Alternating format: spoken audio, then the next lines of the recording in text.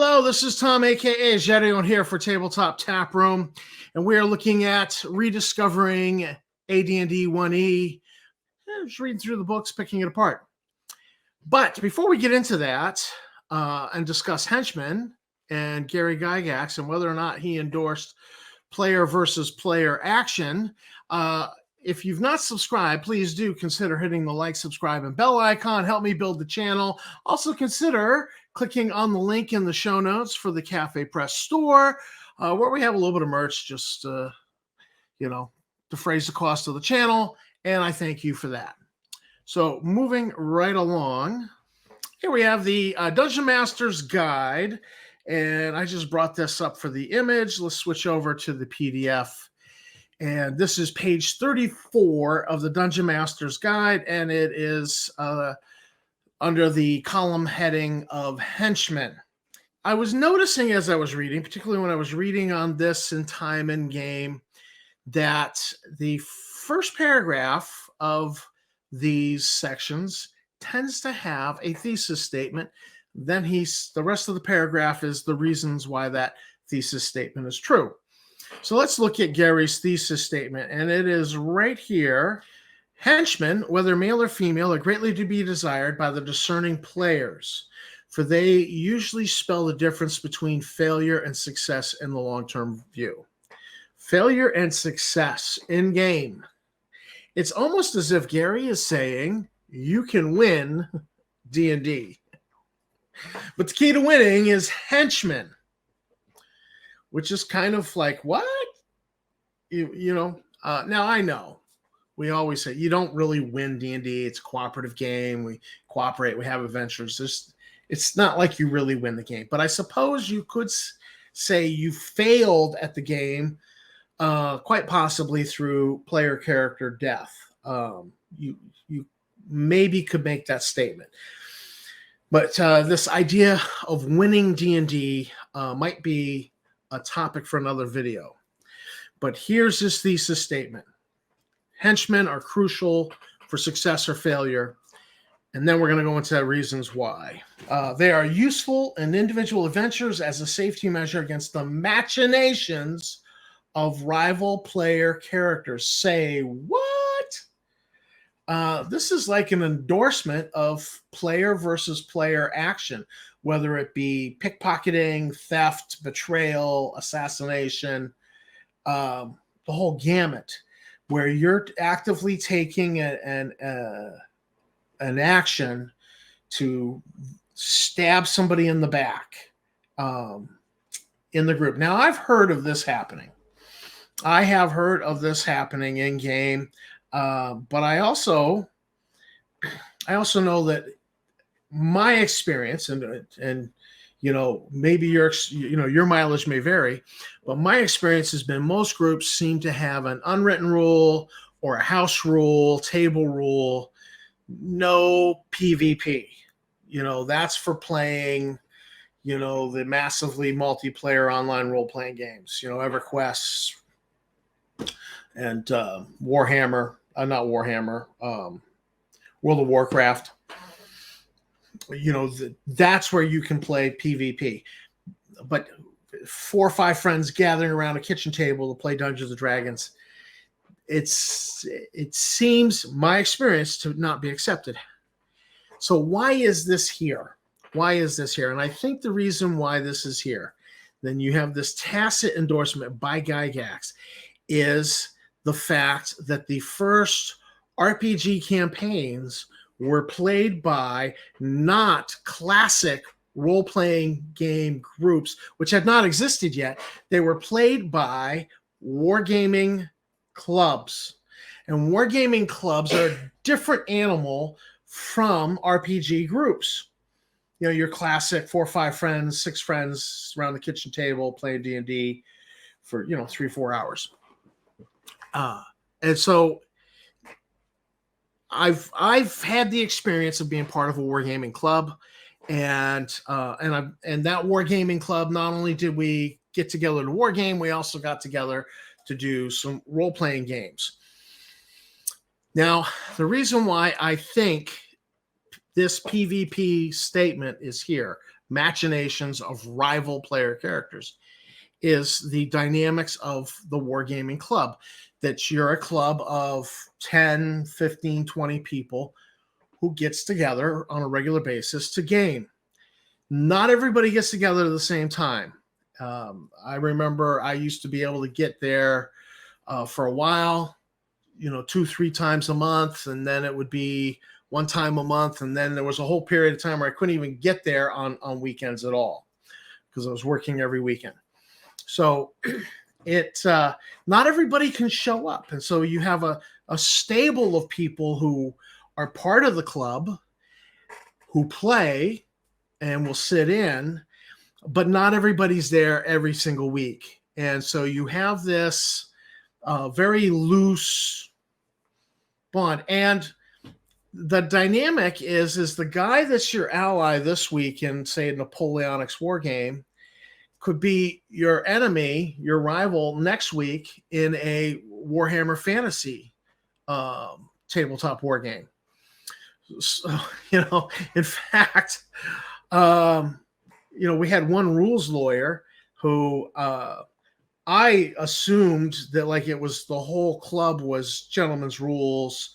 This guy was a rules lawyer. He did take advantage of any little thing in the game, exploit any little thing.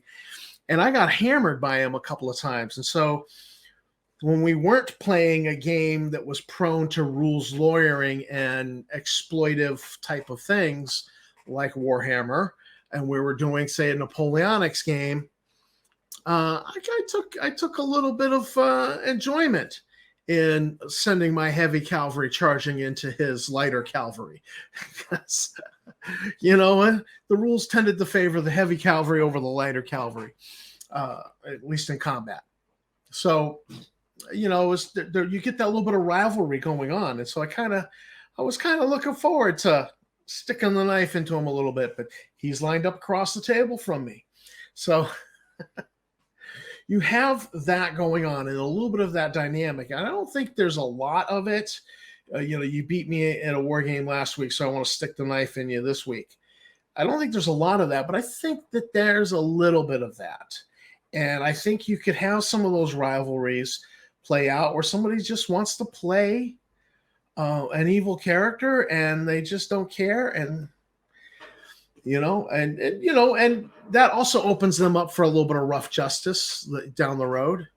Hey, you've been stealing from, you've irritated at just about everybody in the D&D stable. And so here comes this adventure where you've fallen down the pit and we're just not going to lower a rope to you. We'll leave you in the pit. Get out if you can. So I believe that is the origins of this rival player character machinations. So it comes out of that wargaming club environment. And because my experience of classic RPG groups is there tends to be we just don't do that. We're not interested in that. It'll destroy the game. It'll destroy the camaraderie. We're not interested in that. It does not necessarily destroy a wargaming club, but it can very negatively impact a classic RPG group, which tends to be the same players all the time. So this is an interesting discovery, and it seems like Gary is endorsing, but I don't know that he's necessarily endorsing PvP action. I think he's simply saying it happens, and the smart player guards against it, and the way to guard against it is with henchmen. Now, the next reason, to provide strength to the character and his or her stronghold. At some point, the players are going to be looking to build a stronghold. Now, I think this has lessened through the editions. You had, I think it was more of a thing in first edition and basic expert. Well, basic expert when you got into like companion and master rules, where they very explicitly just put prices for this is how much for a 30-foot tower. This is how much for 10 feet of wall. This is how much for a gatehouse. This is how much for a keep. This is how much for this to build this. So I think the idea of building a stronghold has lessened over time. It's there's been a shift in the culture of the game, and so I think, but this, you need an agent that you can trust, that you can leave in charge of the keep, and the implication is it needs to be a henchman, not a hireling. It needs to. You don't just pick a name out of the hat to govern your castle for you while you're away. Otherwise you come back, the gates standing open, the storerooms have been cleared out, everybody's gone, and all your possessions are gone. So, number one, machinations of rival players. Number two, you need an agent to watch over your stronghold for you. And number three, lastly, to serve as a means of adventuring when the player character is unable to. Number of reasons why the player character would not be able to adventure in this type of rule set, this culture of gaming. The time rules, which we'll actually get into next time, imply, establish a need for accurate, detailed timekeeping. That, and with you, when you have a stable of characters, you're going to have some characters out of sync with each other. This is discussed in the timekeeping rules. And so it might be that the player character, your player character is tied up doing something and not able to go into the dungeon. And for that reason, you might just send one of your henchmen to go. That has the effect of causing some asymmetric party level distributions where all of the regular player characters are level 3, level 4. You're sending a henchman, and the henchman, because henchmen are attracted most of the time at level 1, he's level 1. So you'll be gaming a level 1. So you'll actually want to pay close attention and manage your henchmen, make sure they're leveling up and not lagging too far behind, just to maintain capabilities. But it could also be that the player character lacks healing potions, so you can't rapid heal. There's no cleric available to cast some spells. So you've got to heal up the old-fashioned way, natural healing. It goes slow. It takes time. So you might leave player character for this week behind and not venture into the dungeon. You would send the henchman. So that keeps you in the game despite the fact that you're just using a level 1 or maybe level 2 henchman when everybody else is higher level than you. So I think it made for very interesting gaming environment. These are his 3 reasons in support of his thesis statement. Now, the rest of this section on henchmen gets into the perspective number, how many will be in an area, how many actually are in the market for a job, what the racial distribution will be, rules for how do you attract them, how do they know you're offering work. So, whether you're hiring a town crier to go around and publicize that you've got a job, whether you're paying barkeeps so when people say, hey, have you heard anything? And he's like, yeah, these guys over here, they're hiring. So it's all of that. It gets number crunchy. But to me, the most important thing, I think, the most important takeaway, the most surprising takeaway, is this idea of a safety measure against machinations of rival player characters.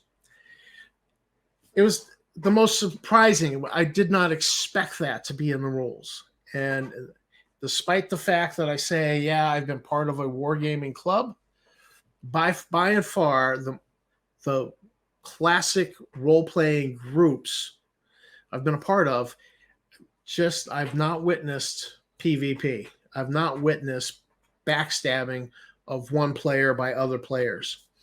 It's just not something within my experience. So this surprised me. And I think it's Gary not endorsing it necessarily, but I think he just says, look, it goes on.